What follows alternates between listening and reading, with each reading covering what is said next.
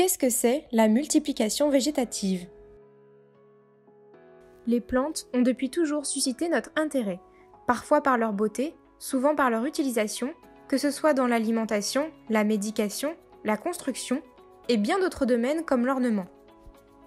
Aujourd'hui, nous allons nous intéresser à une propriété peu connue de ces plantes qui nous réserve encore bien des surprises, la capacité de se cloner. C'est ce que l'on appelle la multiplication végétative.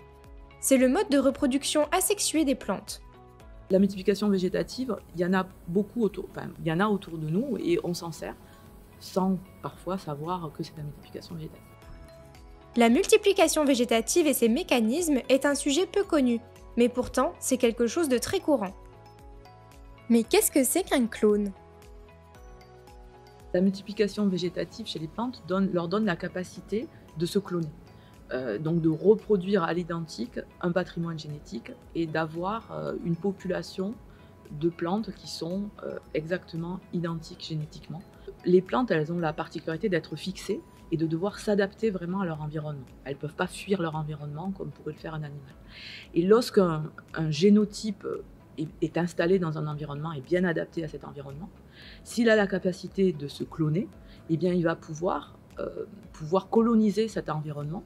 Donc avec des individus tous identiques, mais qui sont adaptés à cet environnement, puisque la plante mère de départ était adaptée. Les bambous, par exemple, si quelqu'un a déjà mis des bambous dans son jardin, eh bien, il y a des bambous partout qui arrivent, qui se développent et qui colonisent en fait complètement un milieu. Vous avez certainement tous déjà fait ou vu faire du bouturage, n'est-ce pas? Pour ça, on prend un morceau d'une plante qu'on appellera plante mère et on le plante dans un pot ou dans de l'eau. Après cela, le morceau de plante va grandir et devenir une plante à part entière. Pour croître, une plante a besoin que ses cellules se divisent. Une cellule mère va donner 2 cellules filles. Ces cellules filles vont ensuite se différencier. C'est une étape que subissent les cellules pour acquérir une fonction particulière. Elles vont par exemple changer de forme. Par exemple, chez nous, des cellules subissent une différenciation pour devenir un neurone ou une cellule musculaire. Pour les cellules différenciées chez les animaux, on sait que la division cellulaire est presque impossible. Vous vous demandez sûrement comment, avec une feuille qui est composée de cellules différenciées, c'est-à-dire une cellule qui a une fonction bien définie, on peut obtenir une plante avec des racines et tous les autres organes dont elle a besoin pour fonctionner. Ceci est possible grâce à un mécanisme retrouvé chez toutes les cellules de plantes, mais qu'on ne retrouve pas chez les cellules animales. Ce mécanisme, c'est la totipotence des végétaux. Qu'est-ce que la totipotence ? Chez les animaux, cette capacité qu'ont les plantes à faire de la multiplication végétative ne se retrouve pas. Parce qu'on n'a pas chez les cellules animales ce qu'on appelle la totipotence cellulaire, qui est cette capacité à partir d'une cellule ou d'un petit groupe de cellules de reformer un organisme entier. Les plantes ont cette capacité-là d'être totipotentes, donc de pouvoir avoir cet état indifférencié et ensuite de se différencier en différents tissus de l'organisme adulte. La totipotence des végétaux, c'est une capacité qui permet à une cellule différenciée, comme ici notre cellule de feuille, de retourner à l'état indifférencié et commencer à se diviser pour donner naissance à n'importe quel type de cellule, comme des cellules de feuilles ou de racines. Ces cellules vont ensuite se diviser pour former des organes. Cela permet, in fine, de donner un individu entier avec tous les types d'organes qui le composent. Quel est l'intérêt de la multiplication végétative pour les scientifiques ? L'intérêt scientifique, en fait, c'est surtout lorsqu'on a commencé à faire de la culture in vitro. Donc c'est vraiment le développement de la culture in vitro qui est lié à l'intérêt qu'ont les scientifiques pour la multiplication végétative. Parce qu'à partir d'un morceau de végétal, on va pouvoir refaire une plante entière. Il a fallu maîtriser les hormones et donc avoir un milieu qu'on peut travailler justement pour arriver à partir d'un petit morceau de plante, soit à former un cal de cellules complètement indifférenciées, soit à orienter le développement de ce cal vers des racines ou vers des parties aériennes et ensuite vers une plante entière. Alors la culture in vitro, le principe c'est de prélever donc un explant, un petit morceau de tissu végétal, et ensuite de le mettre en culture, et donc il faut qu'il se développe.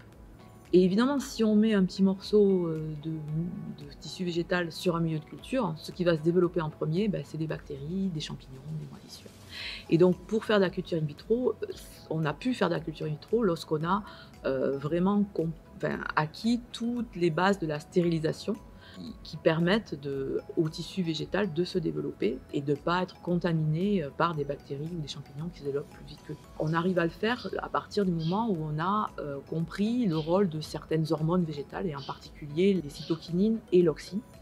Et en faisant des rapports auxine-cytokinine, on va pouvoir contrôler le développement et la différenciation des cellules végétales.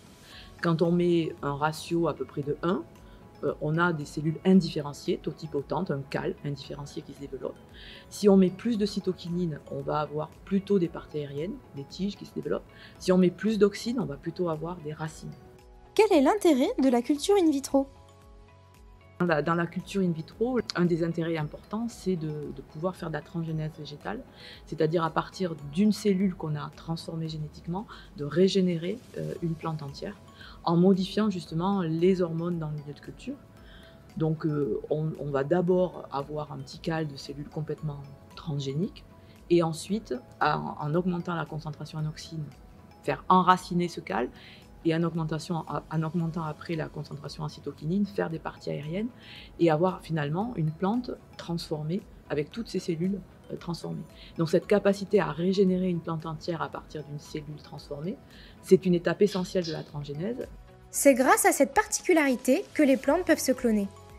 Une cellule de feuille, qui est une cellule différenciée avec une fonction bien précise, qui peut ainsi faire de la photosynthèse par exemple, peut donc se dédifférencier et donner naissance à un nouvel individu qui sera un clone de la plante mère. C'est l'étonnante capacité des plantes à se cloner par multiplication végétative grâce à la totipotence des végétaux. Et voilà, c'est enfin terminé. J'espère que tu en auras appris plus sur les super pouvoirs des plantes via notre projet Phytovie.